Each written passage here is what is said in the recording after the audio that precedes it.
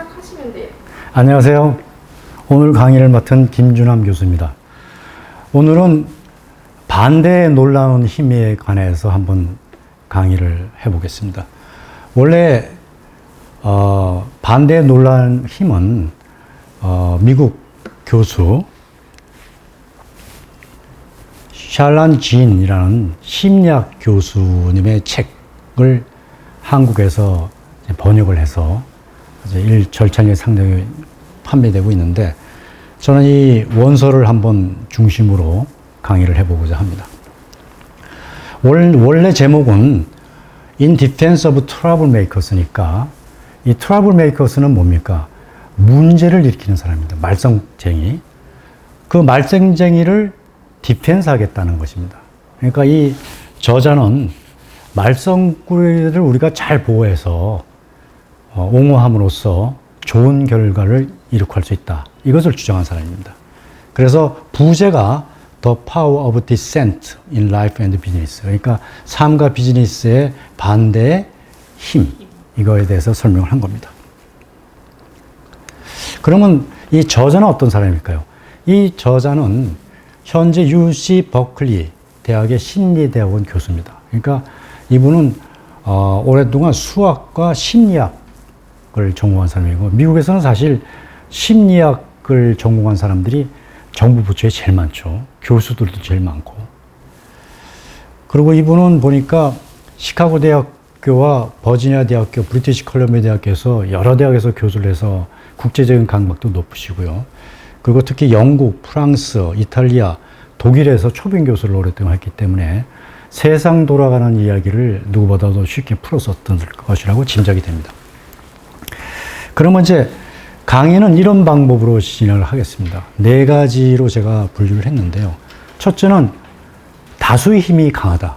그럼 얼마나 강하길래 다수의 힘이 강한지를 우리가 살펴보고요. 그 다음에 그렇지만 세상을 바꾸는 것은 소수다. 특히 한 사람이 세상을 바꿨다. 이 사례를 한번 살펴보겠습니다. 그리고 여러 사람이 모여서 무슨 결정을 내리는데 잘못된 건 없는지, 그것을 집단 사고의 함정이라고 그러는데 그걸 한번 살펴보고요. 그리고 이 집단 사고의 위험에서 벗어나서 삶과 비즈니스에서 만족할 성과를 어떻게 얻는지를 한번 살펴보겠습니다. 다수의 힘은 이렇게 강합니다. 지금 제가 이 유튜브 사이트를 이제 연결해 드렸는데요. 한번 강의 시작 전에 이 유튜브 영상을 한번 보시면 큰 도움이 될 것 같습니다.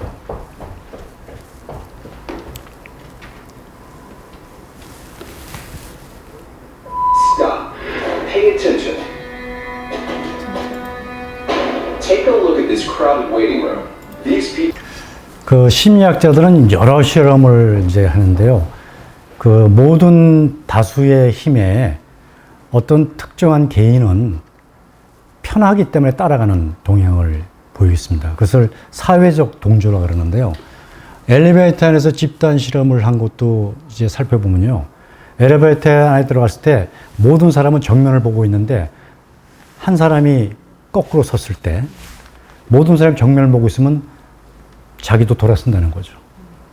그래서 그런 실험도 있고요. 그래서 이 이유는 이 실험을 한 이유는 이 사회적 규모라는 것은 뜬금없는 다수에서도 만들어질 수 있다. 그것이 옳고 그름을 떠나서.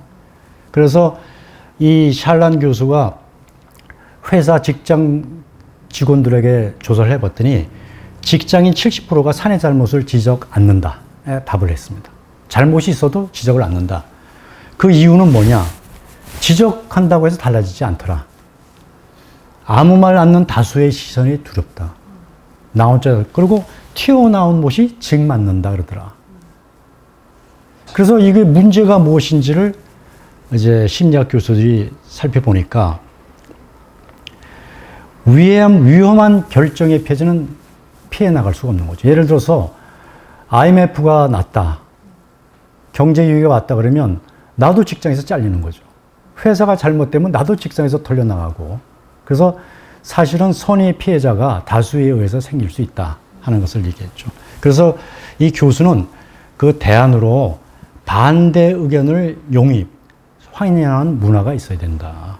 그래서 반대는 설득의 힘보다 중요하다는 것을 강조하고자 합니다. 왜냐하면 설득이란 것은 주로 대상이 한 사람 내지 소수입니다. 그런데 반대란 것은 내가 무슨 어떤 특정한 사안에 반대를 하면 다수에 대해서 반대하는 거기 때문에 이것은 다수를 설득하는 힘이 있는 것이죠. 그래서 반대가 중요하다고 보는 거죠. 이게 다수의 힘에 동조한다는 것은 이 솔로몬 A씨의 동조 실험에서 나타나는데요. 왼쪽에는 저 선이 하나 있습니다. 이것을 먼저 보여줍니다. 그리고 똑같이 10명을 앉혀놓고 9명은 공모자입니다. 1명만 진짜의 실험 대상자가 왔는데 이 선분을 보여주고 A, B, C란 선분을 또 보여줍니다. 똑같은 걸 골라라. 그런데 9명이 A를 고르고 C를 고르면 80%의 참가자가 A나 C를 고릅니다. C를 안 고르고 A나 B를 고릅니다.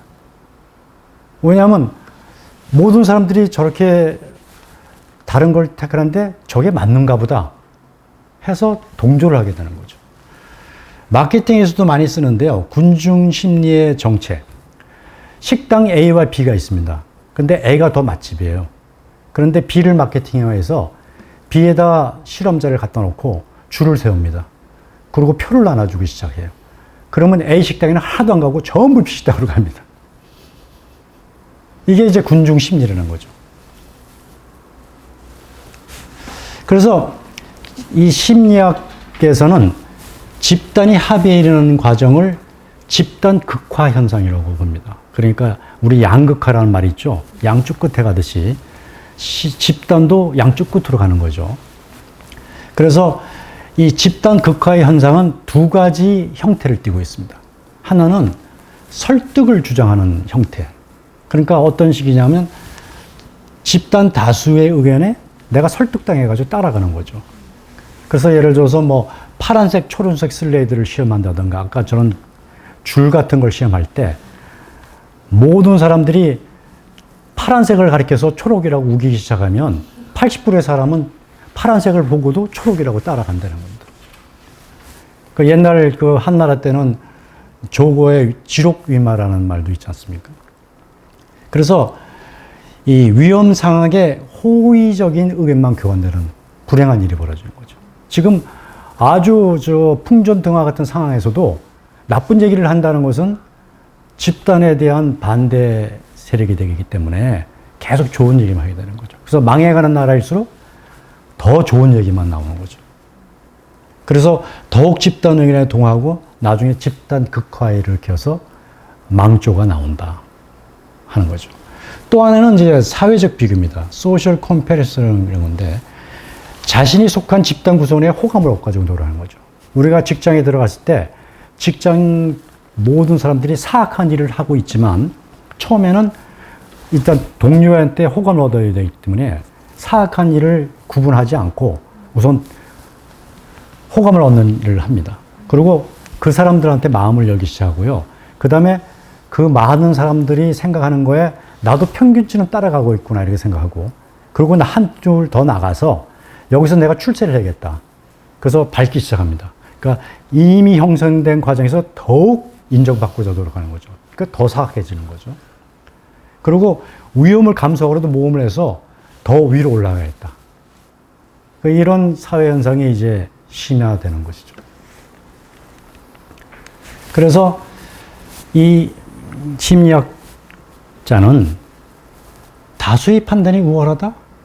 강력한 조작 문화가 성공한다? 이거에 대해서 의문점을 가지고 있습니다. 그래서 대표적으로 두 분을 이제 두 책, 베스트셀러 두 책을 비판을 했습니다. 하나는 대중의 지혜라는 책인데 The Wisdom of Crowds입니다.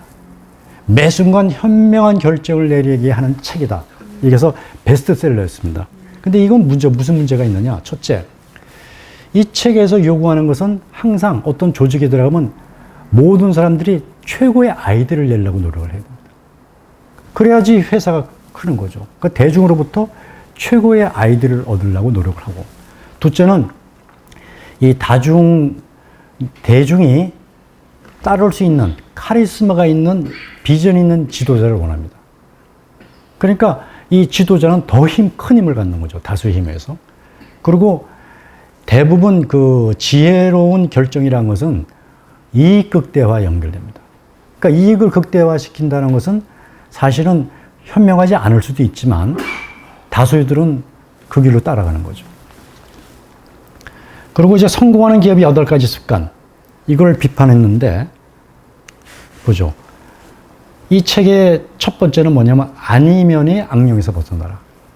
그러니까 뭐가 안 된다 그러면 안 되는 거예요. 직장에서 나 안 됩니다 이러면 너는 왜 맨날 그 소리만 하냐 이거거든요. 두 번째, 핵심을 보존하고 발전을 자극하고 있어요. 그러니까 우리 회사의 가치는 돈 버는 거다. 그러면 그것을 보존하고 이것을 더 앞으로 발전시키기 위해서 노력해야 되니까 거기서 뒤처진 사람은 낙오자가 되는 거죠. 크고 위험하고 대단한 목표를 세워야 돼요. 그래야지만 내가 뜨니까. 그리고 사기와 같은 기업 문화입니다. 그러니까 직장이 즐거워야 되니까 모든 사람한테 동조를 해야 되는 거죠. 그러니까 나 혼자 외톨배기가 되면 자인이 떨어지고 이제 왕따가 되는 거죠. 잘 되는 것에 집중하라 그러니까 잘못된다는 얘기는 할 수가 없는 거죠. 그리고 대부분 내부에서 성장한 경영진을 써야지 회사가 잘 된다 그러는데 이거는 저 개인적으로도 반대고 회사로 볼 때도 반대입니다. 왜냐하면 모든 직원들은 저 사람이 경영진이 되면 저 사람이 어떤 것을 원하는지를 너무나 잘 압니다. 그러니까 그 사람한테 가서 아니요라고 대답하는 것이 불가능합니다. 절대로 안 되는 거죠. 그래서 심리학에서는 다수의 판단이 우월하다와 강력한 조직 문화가 성공한다에 대해서 굉장한 의문점을 갖고 있는 것입니다.